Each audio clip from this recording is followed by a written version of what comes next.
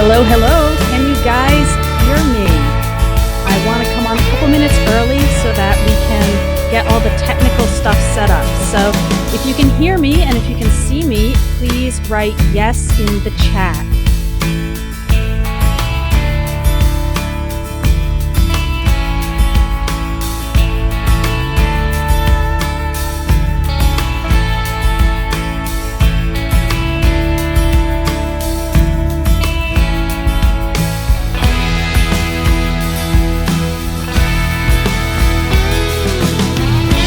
Okay, if you can't see the video, then just press play, and I should be broadcasting right now. Thank you for those of you who said yes, that you can see me.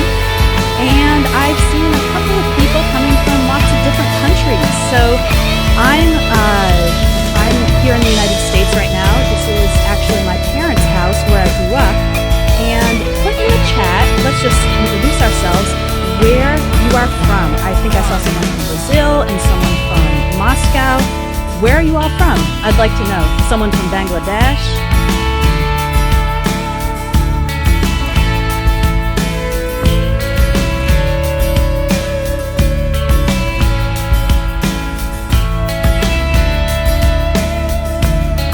Russia. Hello. Who else? Bangladesh, Indonesia.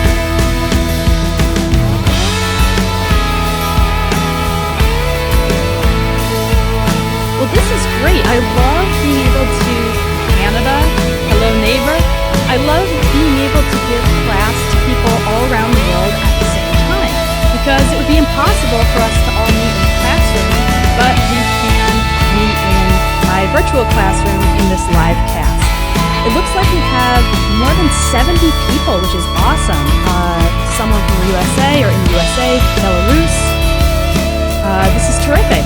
So this is my first live cast. I should say my first live cast alone. I did one with Gabby from Go Natural English for the English Power Pack. How many of you have been on a live cast before? Write that in the chat box.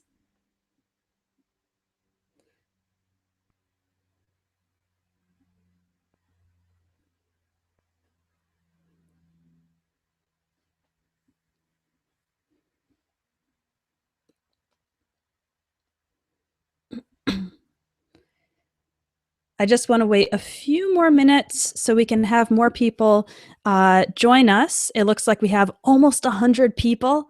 That's great. I wasn't expecting so many people.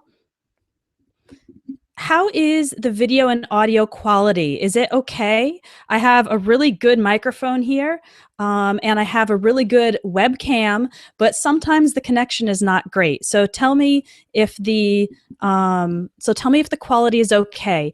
If it's not okay, try to refresh the page, just load the page again, and maybe it will get better.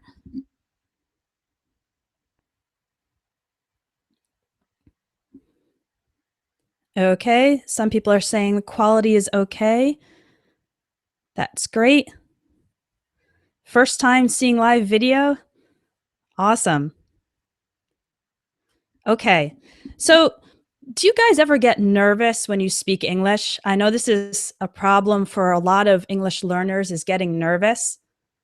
Well, I get nervous doing live video, so I hope you guys will be patient with me, and I hope you'll learn a lot today and give me some feedback in the chat. So how this is going to work, this class is going to be about speaking English more naturally. I know that a lot of my students get frustrated when you feel like you can speak English, sort of, but you feel like it's different from the way a native speaker would say it. Like my husband he's Brazilian and he's learning English and he's about pre-intermediate level. So he has enough words to communicate, but he's often not sure if it's right. Like he'll say something and then he'll ask me, was that correct? Or is there a better way to say it? If you've ever felt this way, like your English, you're not confident that it's the same way a native speaker would say it, put yes in the chat. I want to see how many other people have this difficulty.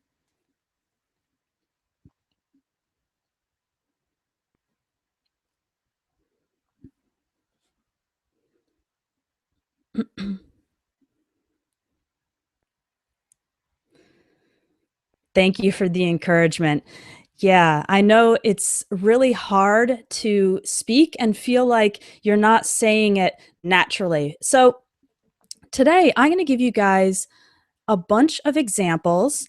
Um, One thing you might know if you've taken a course with me before, or maybe you don't know if you're a new student, is that in some of my courses, there are speaking tasks and writing tasks where you can actually record yourself and send me your voice or send me your writing.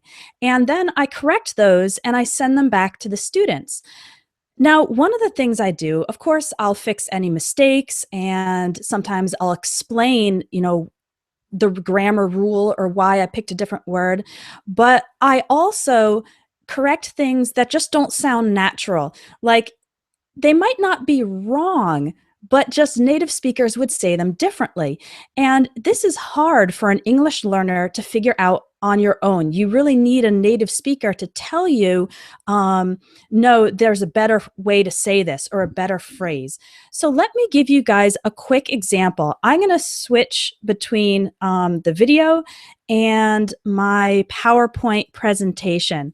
I see we've got some new people coming from Morocco, Algeria, Brazil, South Korea, a lot of Brazilians, Egypt, Houston, Texas, Vietnam, Switzerland.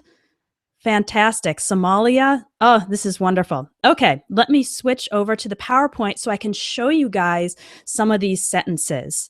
And I'm going to ask you some questions during the live cast. So just type your answers into the chat.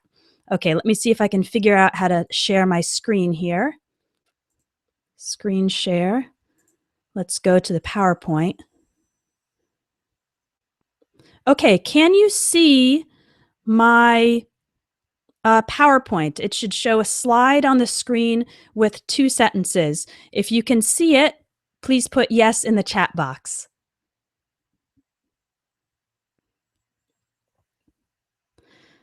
I think there's a little bit of a delay. Yes, yes, yes. Okay, perfect. Okay, so these two sentences on the screen are sentences I hear a lot of learners say.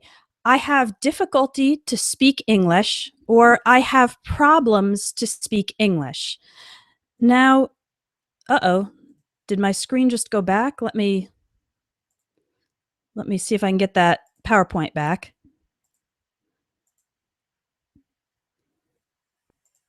Okay.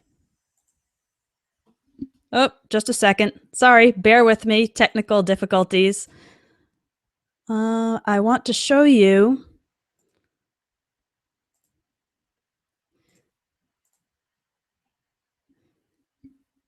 Okay, is the PowerPoint back on the screen? Okay, so I have difficulty to speak English, or I have problems to speak English. If you say this, people will understand what you mean, but there's actually a better way to say it. Most native speakers wouldn't say it this way. So, who can think of a better way to express this phrase? Give it a try. Put it in the chat box if you can think of a better way to say this.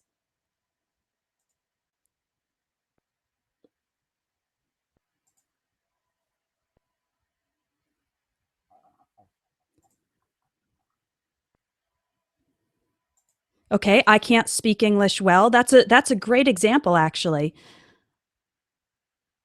I can't speak English very well. Yeah, those are both very good, very natural sentences. I can't speak fluently. I have trouble speaking English.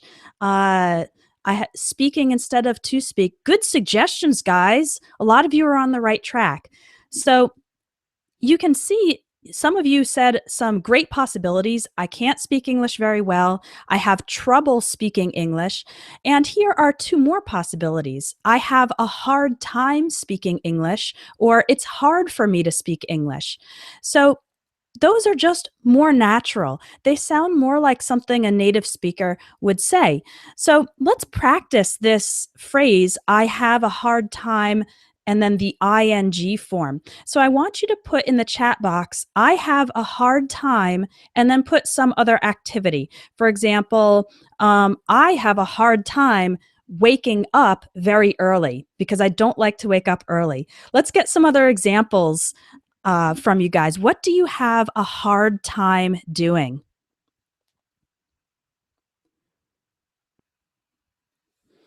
I'll just wait a minute because there's a slight delay between the chat and the broadcast.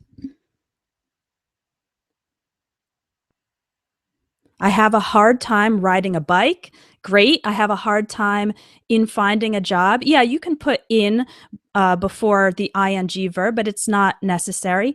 I have a hard time sleeping because I have so much homework. I have a hard time sleeping late. I have a hard time recording videos. Me too.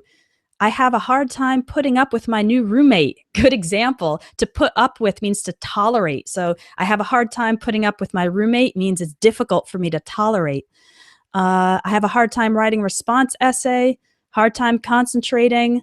I have a hard time learning to swim. Good examples, everyone. So this is just, let me switch back to my video. Just a second. Okay, are we back to video now?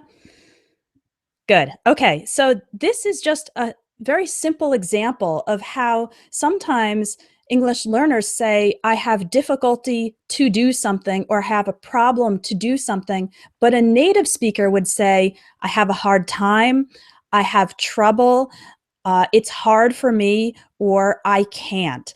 So these are just small changes that you can make to your English to make it sound more natural. And today, what I've done is I've gathered about 15 different examples like this from my students' speaking and writing tasks, and I'll just adjust the phrase to make it a little more natural. And hopefully you guys will learn some new things from that. So let me switch back to my PowerPoint. Okay. Okay, here's another one. I've been living here for 1.5 years. This is something I see a lot of students say, 1.5 years. In fact, some people ask me if it should be year or years, but there's actually a better way to say this. And that is, I've been living here for 1.5 years. Native speakers normally don't say 1.5 years. We say 1.5 years. And this also goes for other periods of time, like don't say 1.5 hours. It's much more common to say an hour and a half. Okay, so I've been preparing for this live cast for an hour and a half. This is only the case for when we have one. When we have 2 or 3 or more years or hours, then we do say 2.5 years, 3.5 years, 4.5 years, and so on. But when it's just one, we usually don't say 1.5 years. We say 1.5 years. It's a really simple, small little change, but it will make you sound more like a native speaker. Okay, this is a really simple one. I always am happy. I always am happy. So I hope you're mostly or always happy. I hope you're happy to be on this live cast. What would you change about this sentence to make it more natural? I'll wait a minute. Someone said they've been waiting for an hour and a half for the live cast. I guess they were really looking forward to it. So yes, I am always happy. That's correct. In spoken English especially, we often use the short form, the contraction. So we don't say I am, he is. We use words like I'm and he's and we're instead of we are and they're. And when you have the verb to be, right? Am is a form of the verb to be. We put the word always after it. So we say, I'm always happy. I'm always happy. Now, what about this example? I exercise always in the morning. Can you see anything that we should change about this sentence? Make your suggestions in the chat.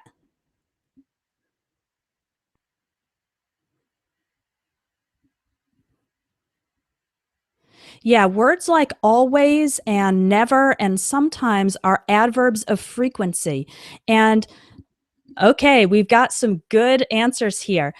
Adverbs of frequency come after the word to be, but they come before other verbs. So instead of saying I exercise always, I should say I always exercise in the morning. So let's practice with this one. What's something that you always do? I always brush my teeth in the morning. Let's get some answers from the chat and let me switch back to my video. Okay. I am always happy with my family. Good. Okay. Someone, what else do you always do? Give me some examples. I always drink a glass of water. Good idea. I always work until 3 p.m. I always play games. I usually exercise. Good. So usually is a different adverb of frequency, but it should also go before the main verb. I always practice English pronunciation in the morning. I always study English. I always play basketball. I always have coffee after a meal. Okay. I always drink a glass of water. Okay. We need the word there. I always drink orange juice early in the morning. I always study Shayna's English lessons. Okay. I always listen to music. I never drink coffee after 5 p.m. Great examples. I always meditate. Okay. Right. You guys got the hang of it. Okay. Let's go to the next example. So just to recap with that one, when you have the verb to be, then the adverb of frequency goes after it. When you have another verb like work or exercise, read, listen, then the adverb of frequency goes before it. And so that's the case with always, sometimes, usually, never, rarely, and the other adverbs of frequency. Let me get back to the PowerPoint. Okay. Okay, here's another one. This restaurant has a good quality of food. This restaurant has a good quality of food. It's not quite natural. So how can we change this sentence to make it more natural? Write your suggestions in the chat box. I'll just wait a moment. Does anyone have any ideas on how to make this sentence more natural? This restaurant's food is of good quality. Okay, we're getting better. This restaurant serves good food. That's good. This restaurant has good food. Okay, we don't need the word there. This restaurant has good quality food. Good food, right. Okay, so you can see there are actually a number of different ways. I just put one example here. This restaurant has high quality food, is a little bit more common. But, high quality is it's not a very common thing. When we're talking about food, native speakers are more likely to say this restaurant has excellent food or this restaurant has delicious food. Delicious is a word that's specific to the word to food or to drink. You could say this restaurant has wonderful food, or you could change the sentence around a little bit and say this restaurant's food is excellent. Okay, so those are a couple of different ways. Let me go back to the video. Those are a couple of different ways that you can make the sentence more natural. And what about if you have the opposite situation? If the restaurant has low quality food? Well, some ways you could say that is this restaurant has, you could say low quality food, but you could also say the restaurant's food isn't very good. It's really common when talking about something kind of bad in English to use the negative of the good thing. So instead of saying the food is bad, we often say the food is not so great or not so good. You could say the food isn't very fresh. So it's common to say, you could, if you really want to make a strong statement, you could say the restaurant has terrible food. Okay. Decent food. So if you say the restaurant has decent food, that means the food is okay, but it's not great. It's like acceptable. It's in the middle. It's not great. It's not bad. It's just decent. Okay. Yep. You could say the food doesn't taste good. Okay. Not isn't taste good. The food doesn't taste good. Average quality would be the same as like decent. Okay. Um, and another good example, the restaurant has the best food if it's good, and the restaurant food is hideous if it's really, really bad. Hideous is usually used more for appearance instead of taste. Let's see. Um, the food doesn't taste good. This restaurant doesn't have high quality food. Okay, we need to use doesn't have instead of hasn't, because hasn't would only be used for the present perfect. And here we're talking about has with possession. So we would say the restaurant doesn't have high quality food. Okay, let's go on to the next example. I'm really glad you guys are participating. You're doing some excellent suggestions here in the chat. So this is fun. Sometimes it's hard to keep up with all the messages. Okay, how about this? Let's say you're going to buy a car and you're considering a red car and a blue car. And you say, I like more the red car. What's the problem with this sentence? Can you guys figure it out?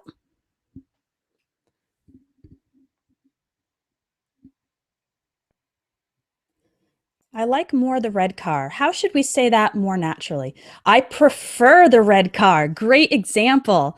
I prefer the red car. I prefer the red car. I prefer the red car. I think the red car is the best. I like the red car better. Okay, good job. We normally say, I like the red car more, or I like the red car better. Okay, that's a common question. Which one do you like better? Or which one do you like more? I like the red car more. I like the red car better. Or you can use the verb prefer. I prefer the red car. Now, if you use prefer, then you don't need more. You just say, I prefer the red car. You don't need more, and you don't need better. Personally, I prefer blue cars, but that's because blue is my favorite color. Okay, here's an interesting one. All the bananas are not ripe. The word ripe means when a fruit is ready to eat. Okay, so when a banana is ripe, it's yellow, maybe a little bit brown, and it's nice and soft and sweet, and you can eat it. But when the bananas are not ripe, then it's green and it's hard. So can you figure out what the problem with this sentence is? All the bananas are not ripe. How would you make that sentence more natural? Not all the bananas are ripe. Yes, a fruit that is ripe is ready to be eaten. All the bananas haven't ripened yet. Cecilia got it. None of the bananas is ripe. So I would say, personally, I would say are, because bananas is the word bananas is plural. None of the bananas are ripe. Okay, so instead of saying all of them are not, we usually say none of them are. Okay, see the difference? They mean the same thing, but it's much more common for a native speaker to say none of the bananas are ripe. Here's another example. I don't have this on the PowerPoint, but someone wrote to me, all of the students did not pass the test. We have all being used with not. But a better way would be all of the students failed the test, right? Fail is not pass. So all of the students failed the test, or none of the students passed the test. So to make your English more natural, don't use the word all with the word not.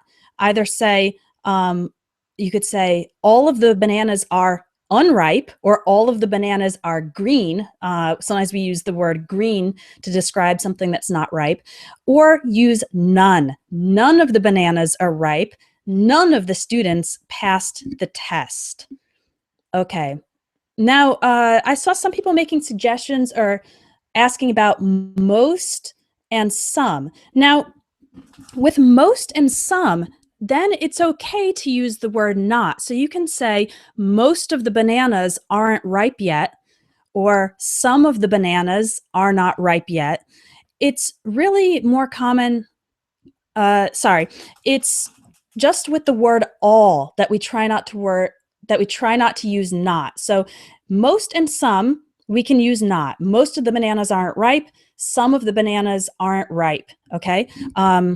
Let's see. Let me just catch up with the chat. Wow, you guys are really okay. So there's an interesting question. Is none, when we have the word none, is none singular or plural? I think the word none, I'm going to have to look this up. It might be singular, but in common use, in everyday use, we usually have it plural when the noun is countable. So let me give you some examples. You'll understand it better. So if I say none of the bananas, it sounds a little funny to say none of the bananas is ripe, just because bananas is sounds odd, even if technically none might be singular. So most native speakers will say none of the bananas are ripe, none of the students are studying, none of the rooms were cleaned. But when you have an uncountable noun, so an uncountable noun is one that can't be made plural, then we'll say none is. So none of the water is safe to drink. Water is uncountable.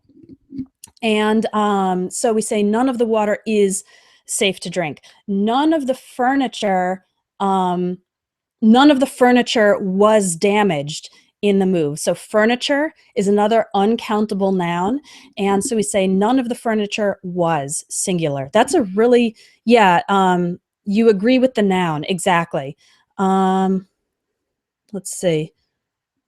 Yeah, some of this does get a little tricky, and usually it's easier to try to remember them on a case-by-case basis instead of trying to study the rule, because I guess when you pay attention to native speakers saying, none of the furniture was damaged, none of the bananas are ripe, try to just remember that as a phrase instead of trying to think about, is it countable? Is it uncountable? Are we talking about many things, or are we talking about all of one thing? It gets a little difficult to think about. So I recommend just paying attention when you hear people use phrases with none. Okay, let's move on. Let me get back to the PowerPoint. Oops. Come on, PowerPoint. Where is it?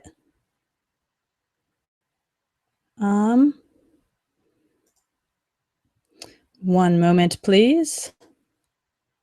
No, it's not it. Okay, bear with me while I try to find my PowerPoint here.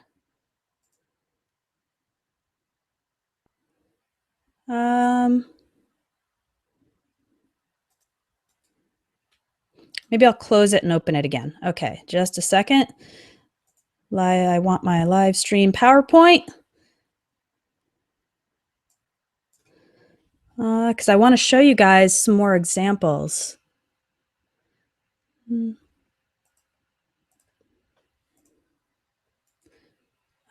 Just a second. Okay, because I've got a really good one coming up for you next. It's one error that a lot of students make. If I can just get my screen to share. So let's see, screen share. Oh no, that's so sad. It's not bringing up my PowerPoint. Okay, well, you know what? I'm just going to say the sentence then, okay, and then ask you guys to what the problem is. Okay, so here's another sentence that doesn't sound natural, okay? Most of people like ice cream. Most of people like ice cream. What's wrong with that sentence, or how can we fix it to make it sound more natural? Let me get back to the chat. Yeah, all of the PowerPoint is gone. I know, I can't figure out what's going on here, but I'll just do my best to say the sentences and have you guys correct them. So, most of people like ice cream. Oh, you guys are good. Okay, most people like ice cream. That is correct. We don't say most of people. We can say most people, okay? Actually, we don't say most of and then a noun. We always say most and then the noun. So most people or most of the. So you can say most of the people are on this live cast are participating in the chat. Most of the people in the live cast are participating in the chat. But don't say most of and then the noun. So let's practice. Let's try to make some sentences. So let's see. Most of, okay, here's mine. Most of my work is on the computer. We can also say most of and use a possessive. Most of my work, most of his students. So try making a sentence with either most or most of, and I will correct it. Most of the houses were damaged. Good one. Yep. Most of the houses were damaged in the natural disaster, for example, like an earthquake. Can anyone else make a sentence with most of? Most of the people like you. Oh, thank you. That's very sweet. I hope so. What else? Try most of my mistakes are subtle. Yeah, that's a good point. And don't let those subtle mistakes stop you from speaking because most of them won't prevent communication. Most of the children in the school do well in math. Maths is the way we say it in British English. Most women love chocolate. Yes, I'm one of them. Most of yours cars are blue. That should be most of your cars are blue, okay? Most of the roses in my garden are white. Very nice. You should have most of your courses are good or most of the courses are good. It's hard to understand most. Okay, so it's hard to understand most native English speakers. Remember, most of the native English speakers or just most native English speakers? We shouldn't have of in that question. Most girls like gum. Yeah, okay, I suppose so. Most people are not interested in learning a second language in the Dominican Republic. Okay, good examples, everyone. Let's move on to the next one. Okay, another very, very common mistake. Here's the sentence I hear a lot of people say. We went to the house of my brother. We went to the house of my brother. How can we make this sentence more natural? Let me go look at the chat.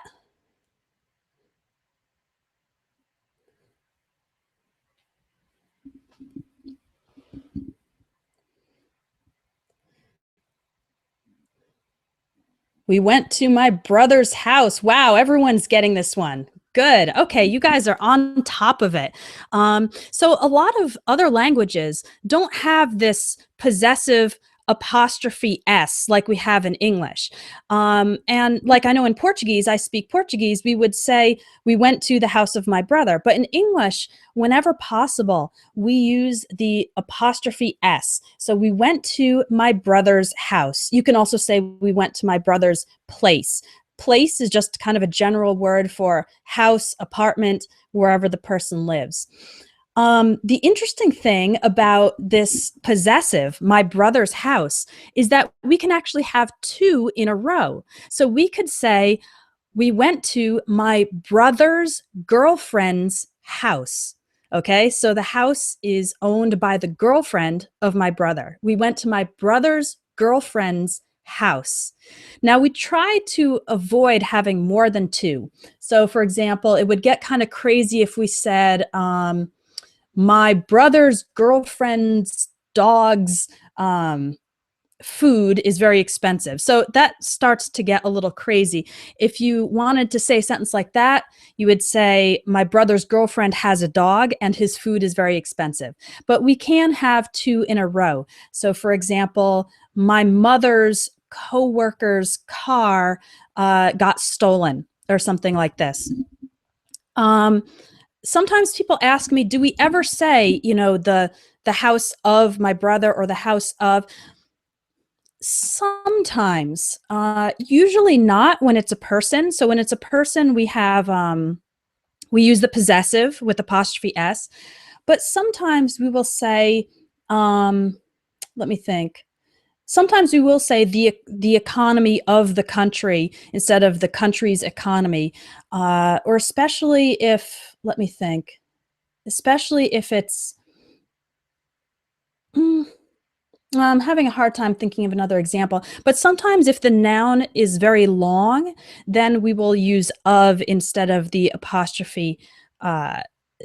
apostrophe s. Okay, here's one. Let's say you're going to the house of a person, and this person is the director of human resources in your company. So we probably wouldn't say we went to the director of human resources' house.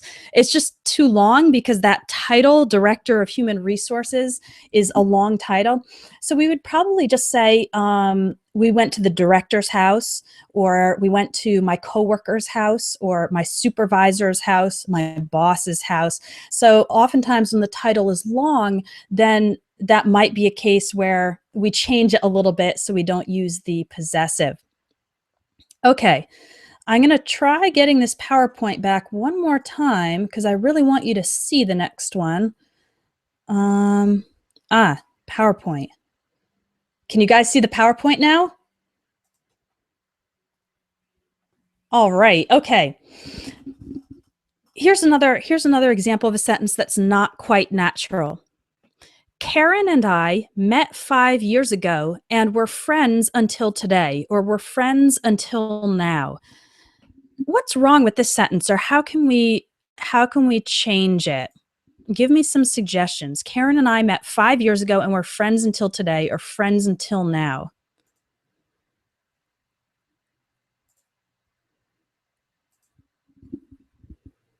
We want to express the fact that we're friends up till the present moment. Okay, I see we're friends currently. We've been friends since then. We've been friends for 5 years. Good examples. Good examples. Here are a couple of more. Karen and I met 5 years ago and we're friends to this day, or we're still friends. We use the word still a lot when talking about a situation that continues to be the case. So Karen and I met 5 years ago and we're friends to this day, or we're still friends. And there are a few other ways to say it. As people have been saying in the chat, Karen and I have been friends for 5 years. You can use the present perfect there. Now, you might wonder, well, what's the problem with until today or until now?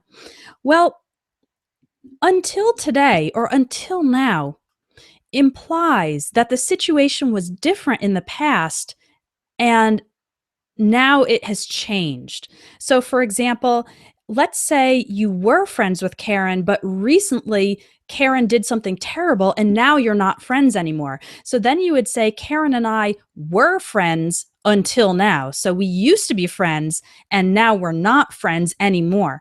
So, this idea of until today or until now, even though it doesn't seem like it from the words, it's often used when the situation changes. Here's another example. Let me get back to my video here. Okay, here's another example. Let's say I go play golf for the first time.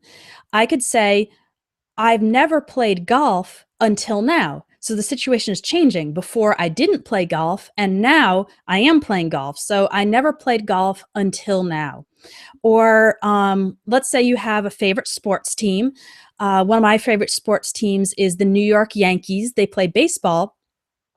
And let's imagine that the Yankees are having a great season and they're winning all their games, and then they lose a game. So I could say the Yankees just lost a game.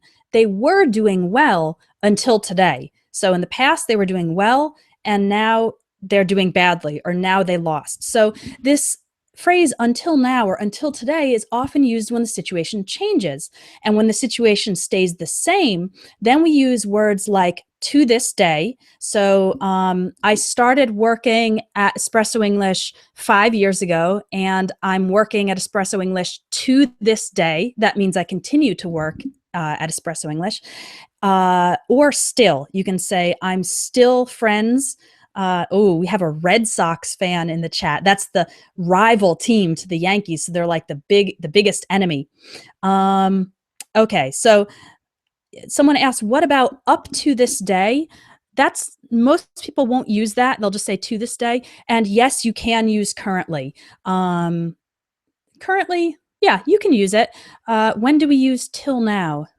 Till now, I think is the same, about the same as until now. I hadn't played tennis until now, right? So I didn't play tennis before. Now I'm playing tennis for the first time. So till now is the same as until now. You can use currently, you can use still, you can use the present perfect. Okay, let me move on. Let's get back to the PowerPoint. PowerPoint. Okay. Okay, when I became 12 years old, I got a bicycle. When I became 12 years old, I got a bicycle. How can we make that sentence more natural? If someone said that to me, I would understand it, but it's not quite correct. I've been in New York since 2014 and I'm still here. That is correct. Good job. When I turned 12 years old, I got a bicycle. Okay. And actually, a lot of native speakers will just say when I turned 12, because we understand from the context that it's 12 years old. When I turned 12, I got a bicycle. Okay. Now, there's a difference between when I turned 12 and when I was 12. Okay. When I was 12, that could be at any time during the whole year of being 12 years old. When I turned 12 is more specifically at the time of my birthday. Okay, so we use the verb turn in English to describe going from one year to another. So when I turned 18, then I was able to vote. In the US, the voting age is 18. When I turned 21, then I was able to drink alcohol. So let's turn it over to the chat. What was something that happened when you turned a certain number of years old? Like when I turned, good example, when I turned 16, I got my driver's license. When I turned 6 years old, I went to school for the first time because my birthday is in September. And so let's see, when I turned 12, I traveled to another city. Good. Anybody else? It doesn't have to be 12, by the way. You can make it any age. When I turned 8, I started learning English. When I turned 7, I went to school. When I turned 25, I passed my driving test. When I turned 21, I got a job. When I turned 20, I got my first boyfriend. Good examples. Okay. Let me go back to the PowerPoint. Keep sending examples because, students can learn from each other too. And I think it really helps to see more examples. Okay, how about this one? I'm graduated in psychology. I'm graduated in psychology. What would be a more natural way to make this sentence? I'm graduated in psychology.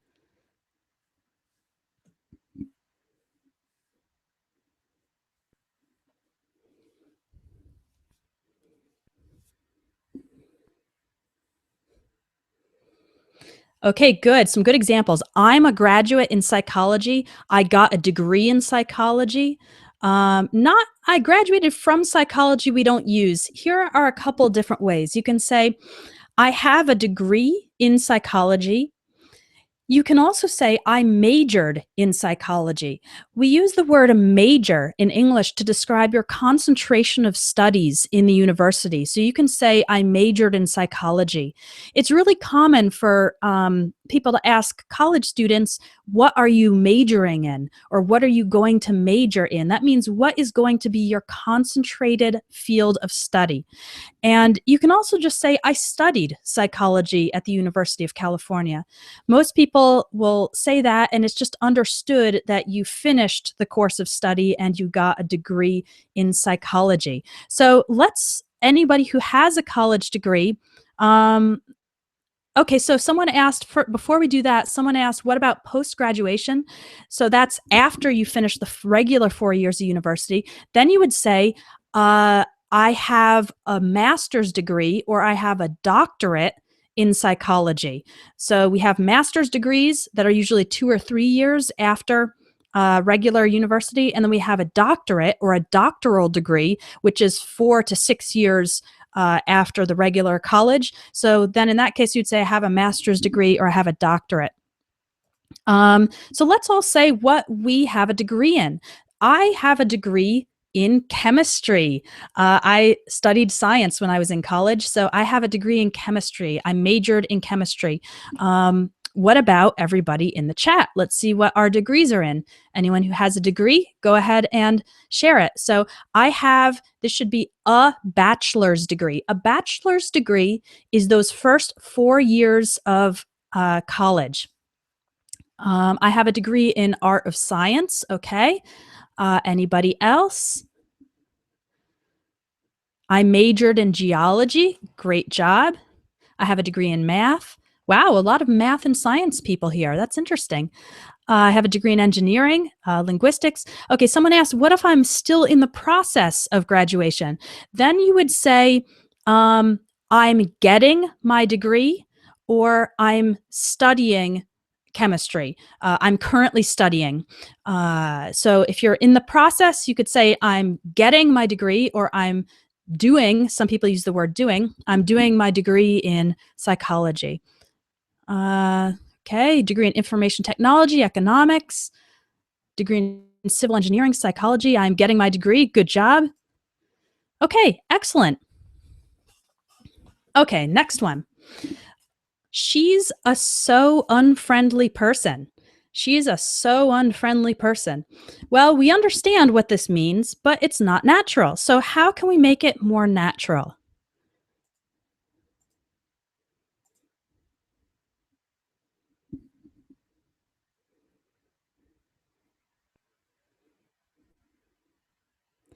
Okay, we can say she is not very friendly. She's such an unfriendly person, or she is a very unfriendly person, or she's so unfriendly. She is quite unfriendly. She's so mean. Good.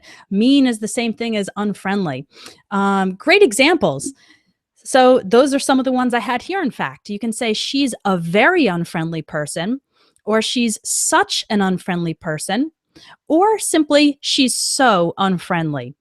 So, when do we use so and when do we use such? We use so when we have only an adjective. So she's so unfriendly. Unfriendly is our adjective. But if we have the noun person after that, then we would say such. She's such an unfriendly person.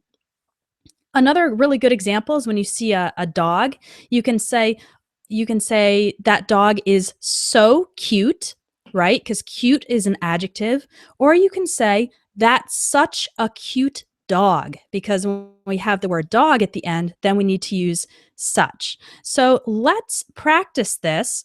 I want you to say something about your best friend, and it should be using so or such, and it should be a good adjective, right? Unfriendly is kind of a bad adjective. So, my best friend is such a good listener.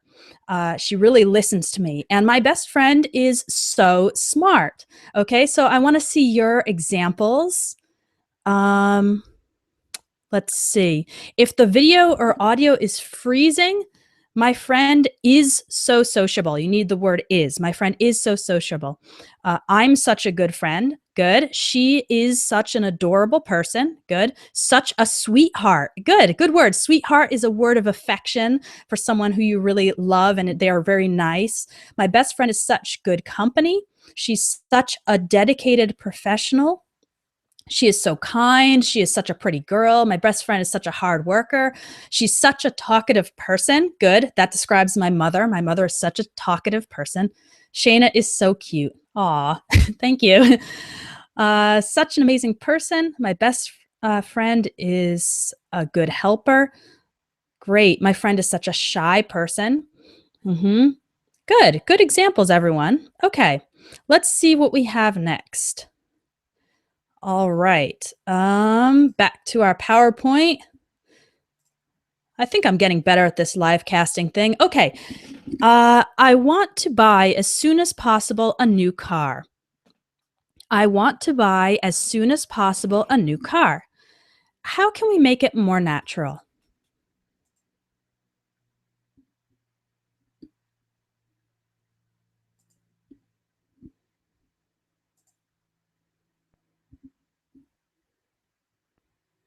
You can say, okay, I want to buy a new car ASAP. ASAP is short for as soon as possible. I want to buy a new car as soon as possible. Right. Um, when we have a verb like buy, and then we have a direct object. So in this case, the direct object receives the action of the verb. So our direct object is a new car. We try not to put anything between the verb and the direct object. So as soon as possible, if we put it in the middle of the verb and the object, it breaks up the phrase and it makes it sound a little bit funny. And I think a lot of you have a good English sense because you recognize that this doesn't sound correct. So I want to buy a new car as soon as possible. Okay, so let's do some more examples. Okay, what do you want to buy as soon as possible?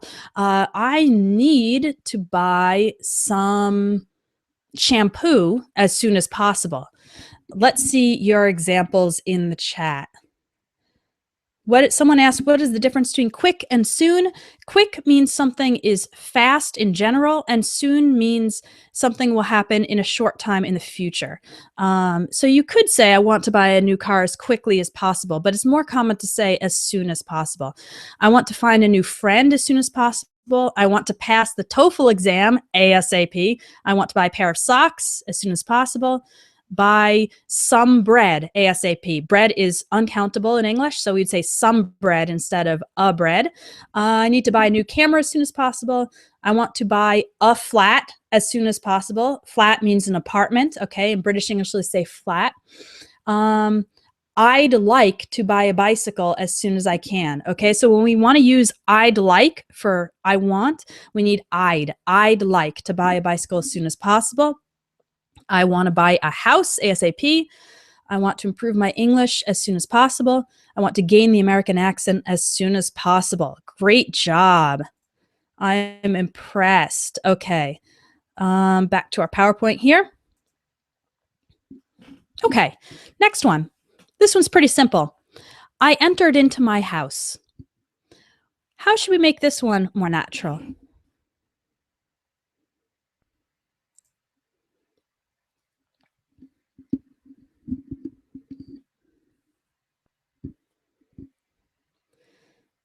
I got into my house. We would only say that if we were having difficulty. I entered my house. Right. We don't need entered into. It's redundant. It means it's repetitive. So we could say, a native speaker would say, I entered my house, but it's actually more common for us to just say, I went into my house. Okay. I went into my house. We have a similar thing with the word discuss. Okay, I see a lot of English learners saying we discussed about the topic, but you actually don't need the word about because discuss means to talk about. So native speakers would say we discussed the topic or we talked about the topic. And it's the same with enter and go into. So don't use entered into. It's just not necessary. Say entered or went into. Okay, I've got one last example, and then I'm going to give you guys a few more tips for speaking more naturally, and I'm also going to talk a little bit about the new course and take some questions. So here's the last one. I'm going in New York on Friday. I'm going in New York on Friday. How can we make it more natural? Oops, sorry, I just got rid of the PowerPoint. Let me get back to it. The sentence is, I'm going in New York on Friday. What should this be instead? Going to. Very good. You know, a lot of English learners learn the fact that you use in with cities and countries and areas, and we use on for streets, and we use at for contexts. But with the word going, we always use to. So don't say I'm going in New York, say I'm going to New York. This applies to countries as well. So I'm going to Italy next summer. That's not true. I wish it was. But tell me about the next place you're going to. We would say I'm going to Long Island. I'm going to, okay, where are you going? Um, let's see. I'm going to the gym later, personally. Uh, let's see. Wait for the chat. I'm going to a pristine area on Sunday. Very nice. An area that is pristine means it's perfect and it's natural and it's clean. I'm going to visit my parents in Mexico. I'm going to London soon. I'm going to a barber shop soon. Barbershop is for cutting hair. I'm going to Stockholm next week. I'm going to Paris next long weekend. I'm going to Ukraine. I'm going to Japan. For Long Island, we would say to, going to Long Island. But if you live there, then you would say I live on Long Island. Okay, so but it's just with going where you use to. I'm going to travel to Alaska. I'm going to start college. Okay, now there is one exception, at least one that I know of, where after going, we don't use to before the place, and that is going home. Okay, so we don't say going to home, we just say going home. So after work, you say, I'm going home. And in this case, we don't use the word gonna. Okay, we only use gonna when there's another verb after it. Okay, so for example, I'm gonna study English. But when we're talking about going to a place, then we don't use gonna. We say, I'm going home. I'm going to the library. Someone asked, what's the difference between I'm going and I will? I actually have a lesson about that at Espresso English. If you search for Google for Espresso English with going to and will, you'll find that lesson, okay? So remember, use going to when going to places, except for going home. Oh, you know, that's another good example. I'm going abroad. Abroad means you're going to a different country, and we also don't use to. I'm going abroad means I'm going outside the country. Great job. Okay. All right. Okay. So to finish, so those are about 15 different examples of just little changes that you can make to English sentences that it just makes them better, it makes them more natural. The previous sentences, not all of them were wrong. It's just that it's not the same way a native speaker would say them. And so you might be wondering, well, what's the best way to actually improve this? Like, you know, besides these classes, what can I do to improve my English so it sounds more like a native speaker's? Well, the first thing, honestly, is to pay attention.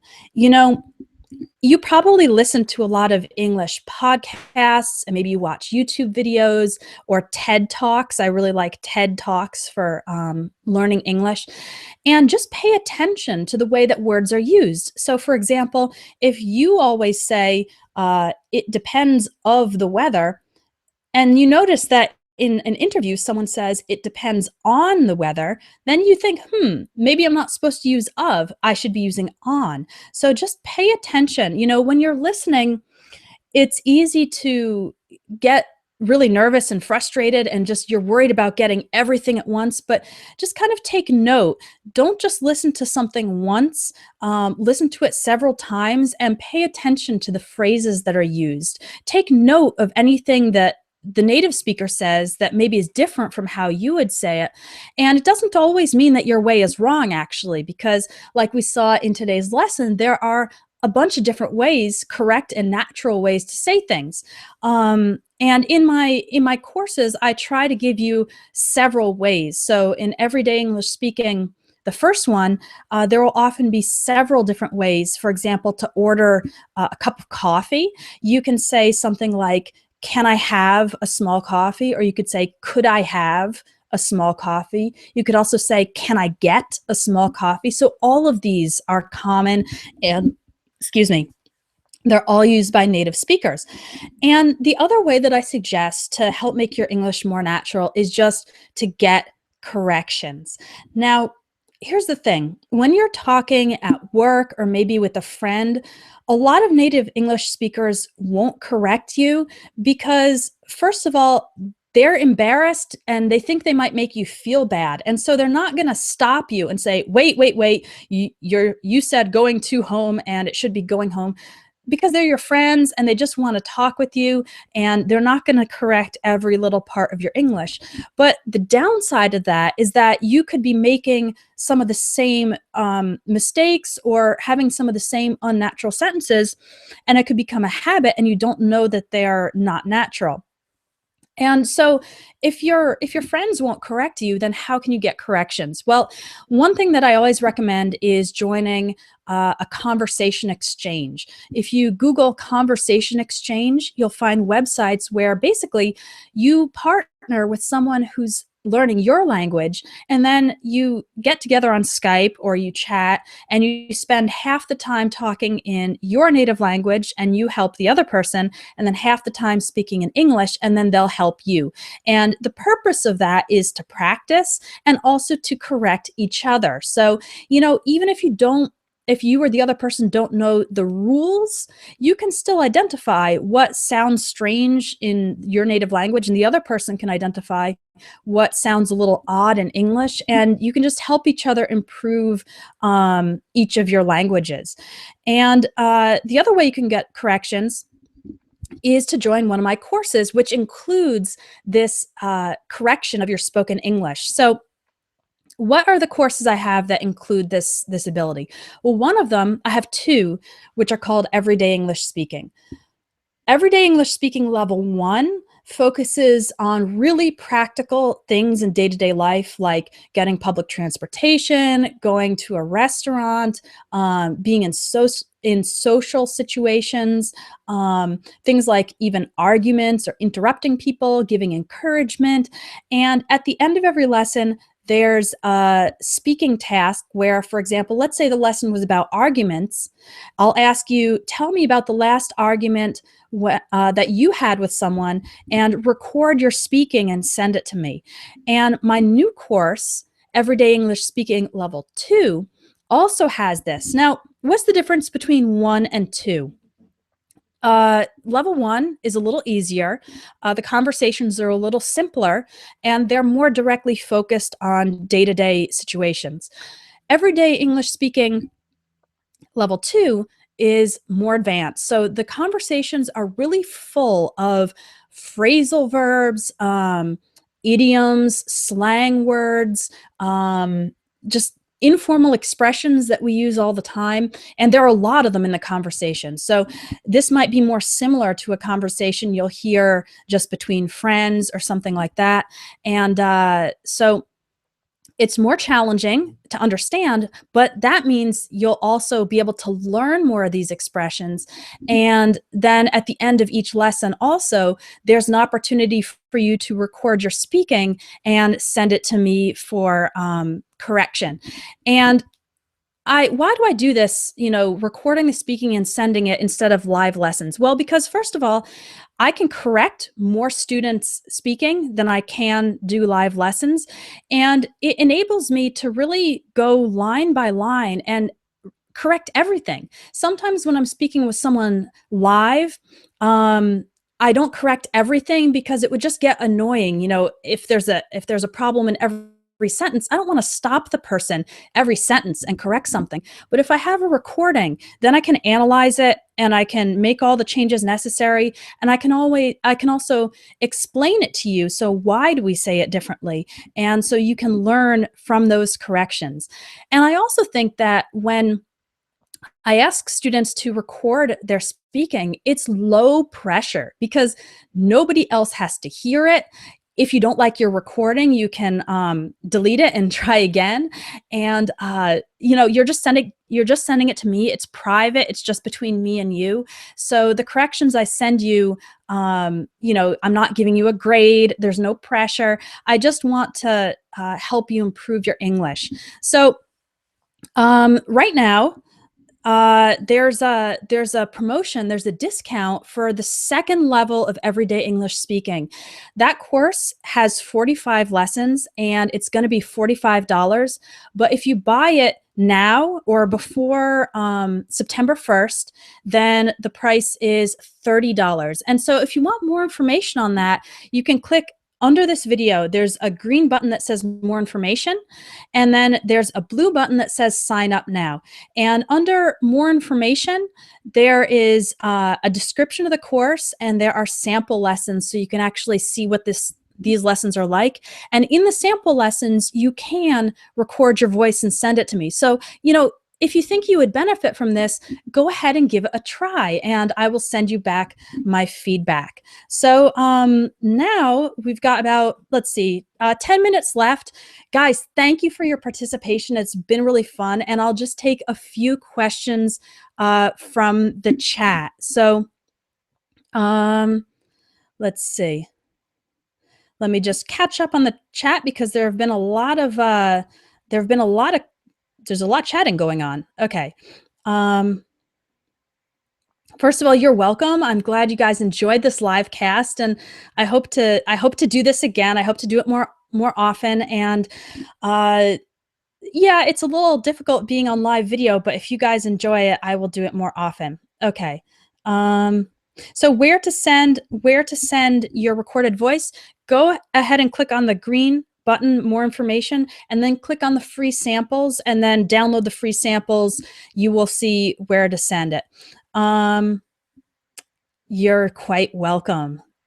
I do not have italki. I'm sorry. I highly recommend italki for speaking with native speakers and teachers, but I don't do it myself. How to speak continuously I think you meant without hesitation. So, well, first of all, remember that it's normal to pause when you're speaking. You don't have to just keep speaking and never stop. Like right now, sometimes when I'm talking, I'm pausing. So it's okay to speak with pauses. Remember that speaking fluently doesn't mean you have to just constantly talk. Now, the biggest tip I have for speaking without hesitating is to learn to think in English, okay? Because it takes time if you're translating from your native language and you're also kind of worrying about, is this the right word? I'm not sure. Learn to think in English, and also don't worry too much about mistakes, because if you get too hung up on mistakes, that means if you get too obsessed about the mistakes, then you're going to hesitate a lot.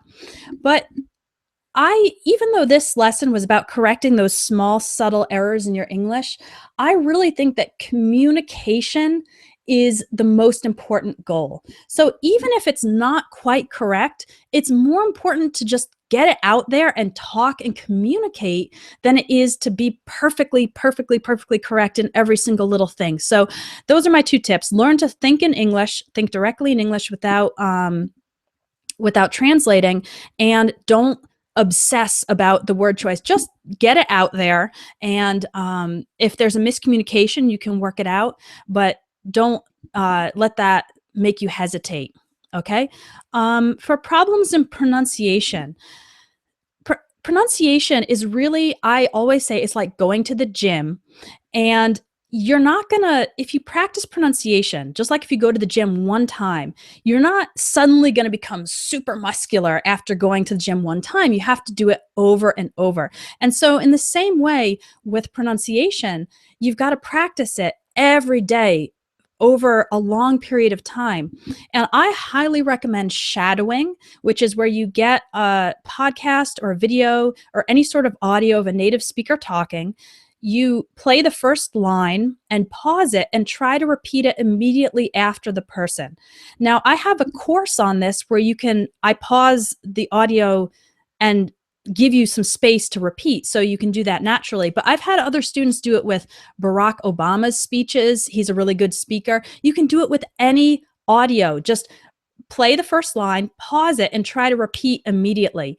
And another way you could do it after you've done that a couple times is try to say it with the person. So try to actually match their speaking rhythm and pronunciation. It's best to do this if you have the transcript, of course, so you can be reading along at the same speed as the person is talking. Okay, so those are a couple tips for pronunciation. As for listening, someone asked about listening a couple, okay, just a second, let me take care of a issue in the chat. Okay. Um, okay, someone asked about listening. Listening, I also recommend listening multiple times, and the first time you listen, try to get just the general ideas. Don't try to get every word. That's a big mistake. So, the first time you listen, just try to get the general ideas. The second time and the third time, then try to get more specific because the more times you listen, the more details you can fill in. And my listening course will help you do this as well. So, someone asked if they should sign up to this course separately or if it's included in the package, which they already have. Please email me privately. Just go to the contact form and send me a message, and we'll get that worked out for you, okay? Someone has asked if I recommend reading newspapers and articles from magazines allowed help in speaking. Yeah, I think they do because the first step in speaking is actually getting the confidence to speak. And so when you speak, there are two things that are going on. There's the physical difficulty of actually pronouncing the words, right? Because it's different from your native language. And then there's the mental difficulty of trying to think of what to say. So when you read aloud from a newspaper or a text, you are building your confidence in that physical aspect without having to think about or invent what to say. So I recommend it as a confidence builder, but I think you need to do more than that. For example, after you read the article aloud, then imagine that someone asks you, well, what did you think about the article? And then practice speaking aloud and just giving your answer spontaneously. Um, that chat from that says you are the best teacher from Lori is from my mother. Hi, Mom. She's watching my live cast. Do we have any other questions? I have time for one or two more. Is this video going to be available later? Yes, it's being recorded, and as soon as I'm done, it'll take me probably a couple days to just clean up the video and get it all set up, and I will send it out by email. Someone asked about how to best remember the words. I have a tendency to forget. If you have to go, don't worry about it. I will send out this whole recording later. But let me just answer this question about forgetting words and phrases because it's really common. Um, Two things you can do to remember words and phrases better. One is to write them down in a notebook. So I always recommend that students keep a vocabulary notebook. So you're not just looking at the words. If you look at it, then, maybe it just leaves your mind a little later. But if you write down the word, write down the definition, and write down a couple of example sentences. That's a more active way of putting the word into your memory, especially if you can create your own example sentences. Like if you just learned the word sunglasses, okay, then you can make your own sentence that says, when I go to the beach, I always take my sunglasses. All right, so create your own examples. And then after your words are in the vocabulary notebook, don't just leave them there and forget about them. Maybe a couple days later or a week later, go back and review those words that you learned. So when we learn something new, naturally it can kind of leave our mind over time, but if you come back to it, then it will stay more strongly in your mind. And especially if you're working with it actively. Oh, did we lose the video?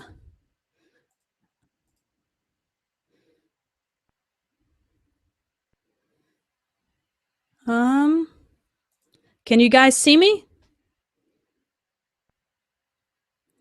Oh dear.